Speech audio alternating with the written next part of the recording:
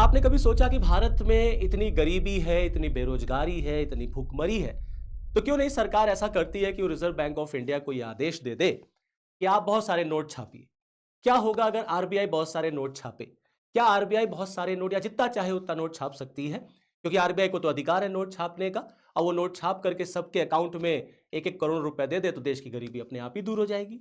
जी नहीं, आरबीआई चाह करके भी एक सीमा से ज़्यादा नोट नहीं छाप सकती, क्योंकि एक सीमा से ज़्यादा अगर नोट छाप दिए गए तो देश में महंगाई बढ़ जाएगी। क्योंकि जब कोई चीज़ डिमांड से ज़्यादा होने लग जाती है, तो उसका मूल्य गिरने लग जाता है। और अगर रिज़र्व बैंक ऑफ इंडिया ने एक सीमा से ज़्यादा नोटों की छपाई करके बाजार में उतारा, तो हमारा रुपया जो है वो डॉलर की तुलना में कमज़ोर होने लग जाएगा। देश में महँगाई बढ़ने लग जाएगी और महँगाई बढ़ेगी तो ज़ाहिर-सी बात है असमानता और बढ़ने लग जाएगी, देश में गरीबी और बढ़ जाएगी। इसीलिए आप चाह करके भी एक सीमा से ज़्यादा नोट नहीं छाप सकते। तो जब reserve bank of India note छापता है तो कैसे छापता है?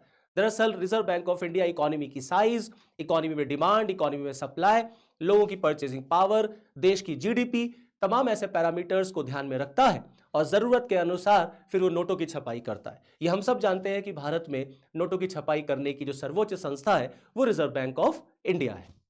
वैद आईसीएस लखनऊ 4 दशकों और 3,000 से ज्यादा सिविल सर्विसेज सिलेक्शंस का भरोसा।